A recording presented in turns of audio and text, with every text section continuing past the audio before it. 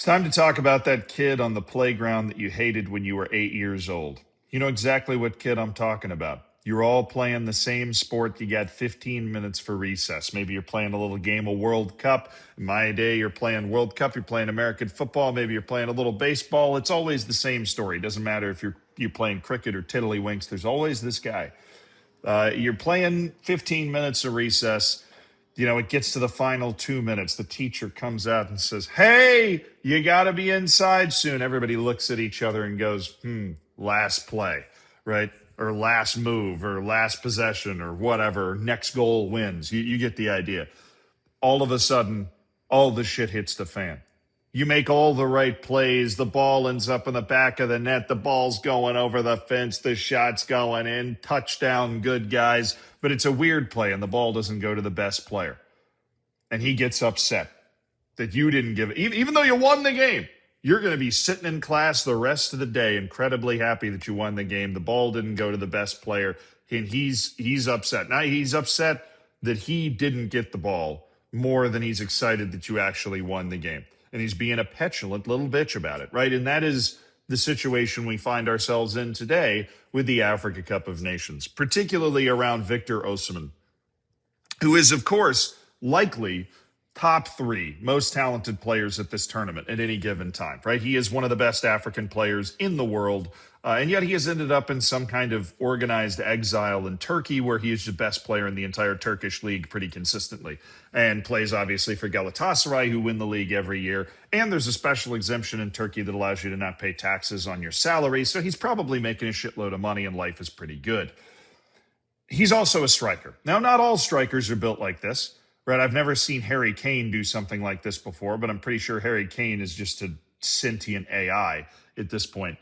A lot of strikers get pretty upset if they're not the guy, right? Like there has to be a certain amount of demented "I'm the guy" energy in order to become a striker at a world-class level in the first place. But what happened? Okay, Ademola Lookman on a move.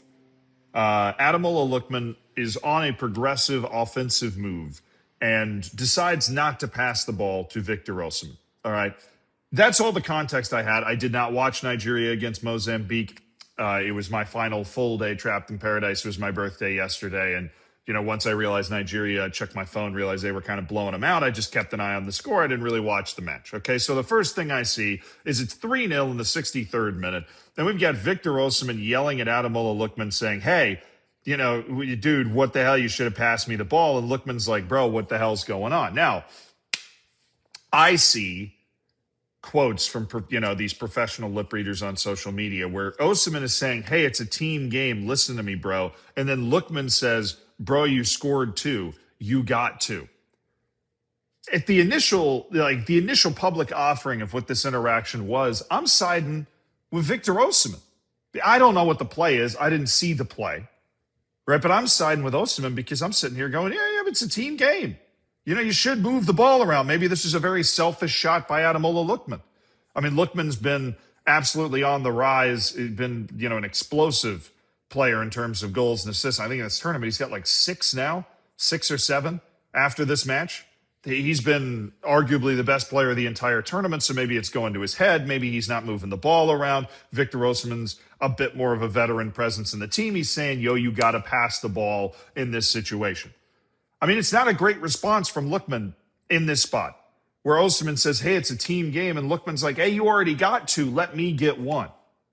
That doesn't make a lot of sense, because if it is a team game, which it should be in the international level, particularly in the knockouts when you're trying to win a major trophy for your country, right? It shouldn't be about how many goals a different person has. It should be about how can we get as many goals as possible, right? Yeah, you're up 3-0 against Mozambique. It's kind of stupid to be having this argument. But at the same time, these are the knockouts of AFCON. Every other knockout in this tournament has had significant jeopardy, which means, every match can always turn on 1 or 2 plays. And Mozambique is not exactly, able to make the knockouts of this competition, and they earned it. They've won a match at this competition already. Right, so even though the chance of them being able to come back and do something is less than 1%, you would rather just absolutely bury them. These are the knockouts of a major tournament, okay? So I'm almost siding with Osimhen here. Not almost, I definitely am. And then you start to see more detailed breakdowns A striker always wants to score, and when you don't give him the ball in a good position, it's frustrating. Lookman saying you've already scored two is not the best answer. This hunger and passion from Osimhen is why he's currently the best striker in Africa. The moment he stops being this passionate, he will lose his spark. There are those people that, believe that sort of thing.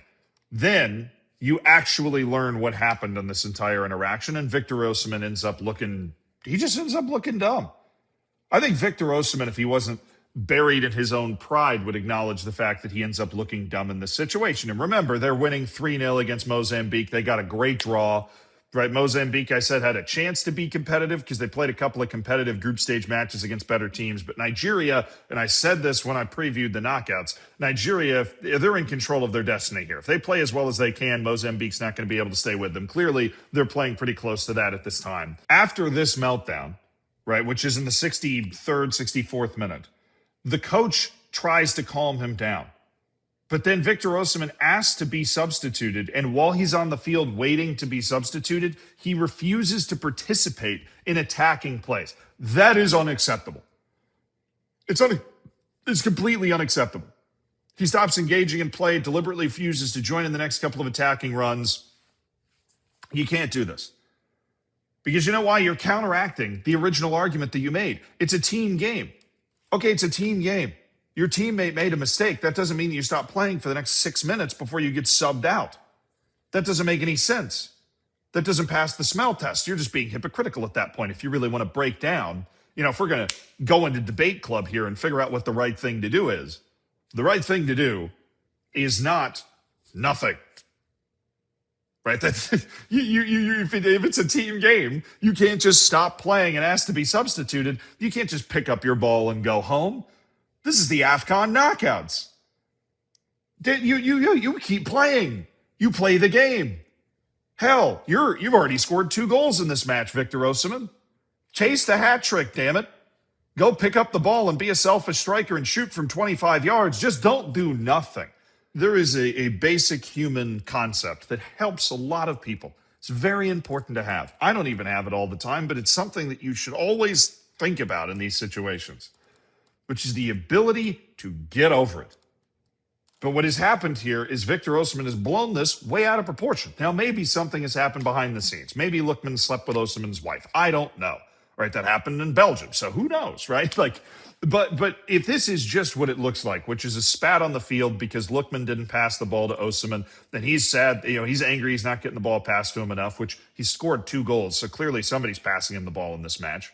Right? Maybe he really wants that AFCON hat trick. He's trying to pad his stats like Ronaldo against Andorra. Right? Like this is just his moment to pad his stats in the knockouts of AFCON so that when people look back at his career, he looks incredibly cool and amazing and talented.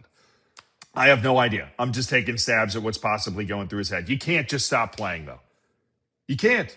You can't do that. And it just keeps getting worse in this story also. After the match, he doesn't... Sorry, I can't actually stop this video.